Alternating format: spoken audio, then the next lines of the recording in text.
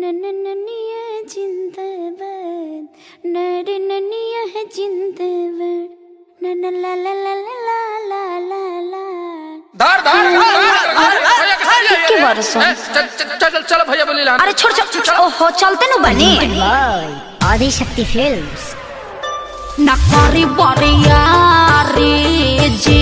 तू रब पिचकारी जी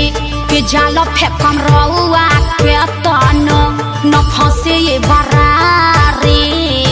जी ए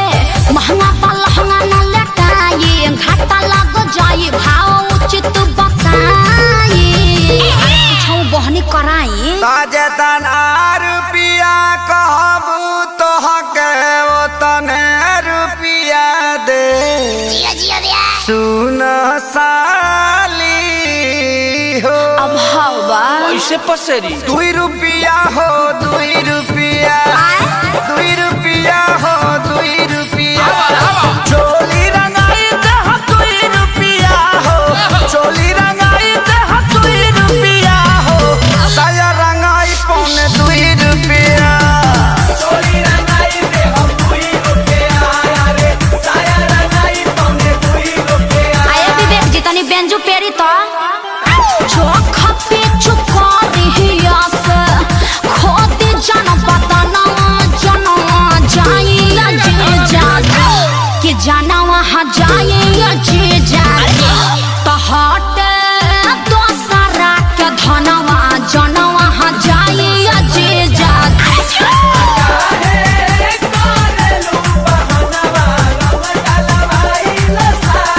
कम ऑन ओ या हाय रे टके जवानी हजे जो अतना मोलाई करवाए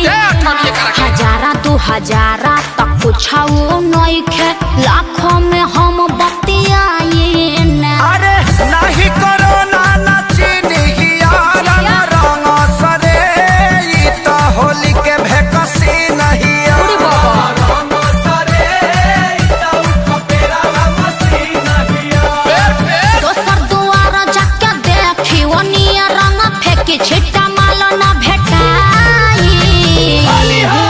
अरे कहता आधा काठा लिख दे हबखे अरे पूरा लिख दे बाकी डालब भर पे आरी खेत बेचवा बनबो का ब्यास तो तहार का जाता 2 रुपिया हो 2 रुपिया फिर उहे बात 2 रुपिया हो 2 रुपिया चोली रंगाई दे हो 2 रुपिया हो No. चोली रंगाई दे हो 2 रुपिया साया रंगाई पौने 2 रुपिया चोली रंगाई दे हो 2 रुपिया रे साया रंगाई पौने 2 रुपिया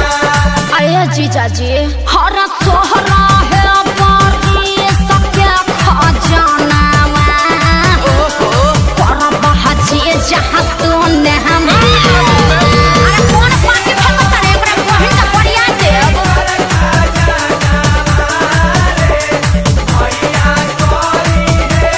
अरे पंजर के सार का हो बिना सिक के झाड़ू सुनले बानी बिगहा के बिगहा राउर जोत जोताला जी बजट कुछाऊ बढ़ाई जीजा तबे रंगाई उच खाला जी खाली पैसा पैसा तू कइले बारू सुन साली हमारा अभिले ना कुछ रंगवइले बारू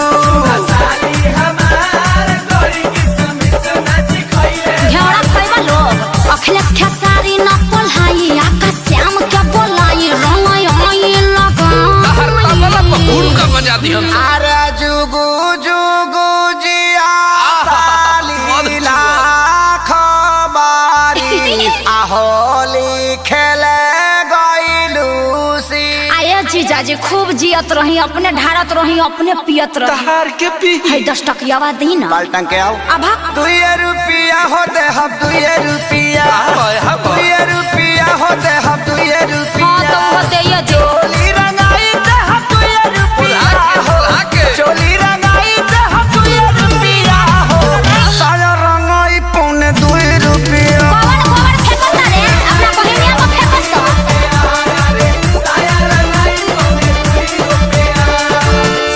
लहई चरनिया चोली किन के राज कर अपना हिट मशीन जीजा जी पर नाज कर।